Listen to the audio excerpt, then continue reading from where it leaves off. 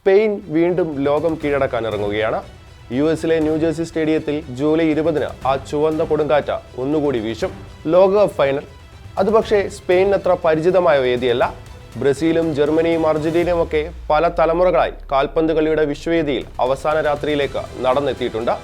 എന്നാൽ സ്പെയിനിന് ഇതിനു മുൻപ് ഒരേ ഒരു തവണ മാത്രമാണ് ലോകകപ്പ് ഫൈനലിന്റെ വാതിൽ തുറന്നു കിട്ടിയത്. 2010-ൽ ആൻഡ്രേ ഇനിയസ്റ്റയുടെ കാലുകൾ പൂർത്തിയാക്കിയ ആ രാജ്യത്തിന്റെ സ്വപ്നം 16 വർഷങ്ങൾക്കിപ്പുറം ലാമിൻ യമാലിന്റെ തലമുറ വീണ്ടും ഏറ്റെടുത്തിരിക്കുകയാണ്.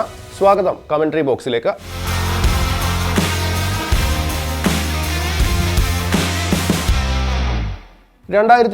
ജൂലൈ 11 ജോഹന്നാസ്ബർഗിലെ സോക്കർ സിറ്റിയിലെ ലോകകപ്പ് ഫൈനൽ 116-ാം മിനിറ്റിലേക്ക് കടന്നിരിക്കുകയാണ്. എക്സ്ട്രാ ടൈമിന്റെ സമ്മർദ്ദത്തെ കീറിമുറിച്ച് ഫാബ്രിഗസ് നൽകിയ അസിസ്റ്റിൽ വെടിയുണ്ട കണക്കെ ആൻഡ്രേ ഇനിയസ്റ്റയുടെ ഷോട്ട് പന്ത് നെതർലൻഡ്സിന്റെ വല തുളച്ചു. വർഷങ്ങളോളം ലോക ഫുട്ബോളിലെ കിരീടമില്ലാത്ത പ്രതിഭകളുടെ നാടായി മാത്രം അറിയപ്പെട്ട സ്പെയിൻ അന്ന് ആദ്യമായി ലോകകപ്പിൽ മുത്തമിട്ടു. 16 വർഷങ്ങൾക്കിപ്പുറം ആ കഥയ്ക്ക് രണ്ടാം അധ്യായം എഴുതാനുള്ള അവസരമാണ് സ്പെയിനിന് മുന്നിലുള്ളത്. സാവിയും ഇനിയസ്റ്റയും ഡേവിഡ് വിയയും കസിയസും ഒന്നും ഇന്ന് മൈതാനത്തില്ല. പക്ഷേ ലാമിൻ യമാലും പെഡ്രിയും നിക്കോ വില്യംസും ഒയർസബാലും ഉൾപ്പെടുന്ന മറ്റൊരു തലമുറ അതേ ചുവന്ന ജേഴ്സി അണിഞ്ഞ് ചരിത്രത്തിന് തൊട്ടടുത്ത് നിൽക്കുകയാണ്.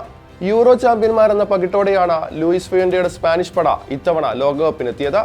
എന്നാൽ ടൂർണമെന്റിന്റെ തുടക്കത്തിൽ അവർ അത്ര ഇംപ്രസീവ് ആയിരുന്നില്ല. കഴിഞ്ഞ വർഷങ്ങളിൽ കണ്ട മിന്നൽ പ്രകടനങ്ങളൊന്നും ആദ്യ മത്സരങ്ങളിൽ പുറത്തു വന്നില്ല. പക്ഷേ നോക്കൌട്ട് തുടങ്ങുമ്പോഴേക്കും സ്പെയിൻ തങ്ങളുടെ യഥാർത്ഥ മുഖം ലോകത്തിന് മുന്നിൽ കാണിച്ചു. ഓസ്ട്രിയയെയും പോർച്ചുഗലിനെയും ബെൽജിയത്തിനെയും ഏറ്റവും ഒടുവിൽ ഫ്രാൻസിനെയും മറികടന്നപ്പോൾ ലോകം കണ്ടത് ടൂർണമെന്റിനൊപ്പം വളർന്ന സ്പാനിഷ് ടീമിനെയായിരുന്നു. എന്തുകൊണ്ടാണ് റോഡ്രിയെ ലോക ഫുട്ബോളിലെ ഏറ്റവും മികച്ച ഹോൾഡിംഗ് മിഡ്ഫീൽഡർ എന്ന് വിശേഷിപ്പിക്കുന്നതെന്ന ചോദ്യത്തിനുള്ള ഉത്തരം കൂടിയായിരുന്നു ഫ്രാൻസിനെതിരായ സെമി. മത്സരത്തിന്റെ റിതം നിയന്ത്രിച്ച കണ്ടക്ടറായി റോഡ്രി മാറി. ഫ്രാൻസിന്റെ പ്രസ്സിംഗ് തകർത്തും എംബാപ്പയിലേക്കും ഡെംബലയിലേക്കും പോകേണ്ട പാസിംഗ് ലൈനുകൾ മുറിച്ചും റോഡ്രി മധ്യനിരയിൽ മാസ്റ്റർ ക്ലാസ് പ്രകടനം പുറത്തെടുത്തു. റോഡ്രിക്കൊപ്പം ഫാബിയൻ റൂയിസും പെഡ്രിയും തങ്ങളുടെ സ്വാഭാവിക കളി പുറത്തെടുത്തതോടെ ഫ്രാൻസ് തോൽവി ഉറപ്പിച്ചു. ഒരു ഗെയിം പ്ലാനിൽ മാത്രം ഉറച്ചു നിൽക്കുകയല്ല ഇത്തവണ ഫ്യുവന്റെ ചെയ്തത്. ഓരോ മത്സരത്തിനും എതിരാളികൾക്കനുസരിച്ച് അദ്ദേഹം കളി മെനഞ്ഞു. എന്നാൽ പന്ത് കൂടുതൽ സമയം കൈവയ്ക്കുന്ന സ്പാനിഷ് ശൈലി കൈവിട്ടതുമില്ല. പക്ഷേ അത് വെറും ബോൾ പൊസിഷനെ ഒതുക്കാതെ ഓരോ പാസും എതിർ ടീമുകളുടെ ഡിഫൻസ് പൊളിക്കാനുള്ള ആയുധമാക്കുകയായിരുന്നു സ്പെയിന്റെ തന്ത്രം. യൂറോയിൽ ലാമിൻ യമാലും നിക്കോ വില്യംസും വിങ്ങുകളിലൂടെ തീപാർച്ചെങ്കിൽ ലോകകപ്പിൽ സ്പെയിൻ കൂടുതൽ പക്വതയുള്ള ഒരു സംഘമായി മാറുകയായിരുന്നു. ചില മത്സരങ്ങളിൽ വിങ്ങുകളിലൂടെ, ചിലപ്പോൾ മധ്യനിരയുടെ ആധിപത്യത്തിലൂടെ, ചിലപ്പോൾ പ്രതിരോധത്തിന്റെ അച്ചടക്കത്തിലൂടെ, അങ്ങനെ ഓരോ വെല്ലുവിളിക്കും ഓരോ മറുപടിയുമായി അവർ മുന്നേറി. ഫ്രാൻസിനെതിരായ സെമി വിജയത്തോടെ യൂറോപ്യൻ ഫുട്ബോൾ ചരിത്രത്തിലെ ഏറ്റവും വലിയ നേട്ടങ്ങളിലൊന്നും സ്പെയിൻ തങ്ങളുടെ പേരിലാക്കി. തോൽവിയറിയാതെ 37 മത്സരങ്ങൾ പൂർത്തിയാക്കിയാണ് സ്പെയിൻ ഇറ്റലിയുടെ റെക്കോർഡിനൊപ്പം എത്തി നിൽക്കുന്നത്. ഫൈനലുകളിൽ സ്പെയിനെ ഭയക്കേണ്ടതുണ്ട്. അവരുടെ ചരിത്രം അങ്ങനെയാണ്.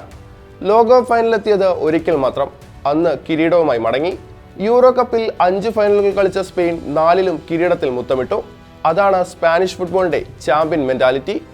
ഇനി ബാക്കിയുള്ളത് ഒരേ ഒരു പോരാട്ടമാണ്. ചരിത്രം വീണ്ടും ആവർത്തിക്കുമോ, അതോ പുതിയൊരു അധ്യായം എഴുതപ്പെടുമോ? അതിനുള്ള ഉത്തരം ന്യൂജേഴ്സിയിലെ അവസാന മത്സരം പറയും.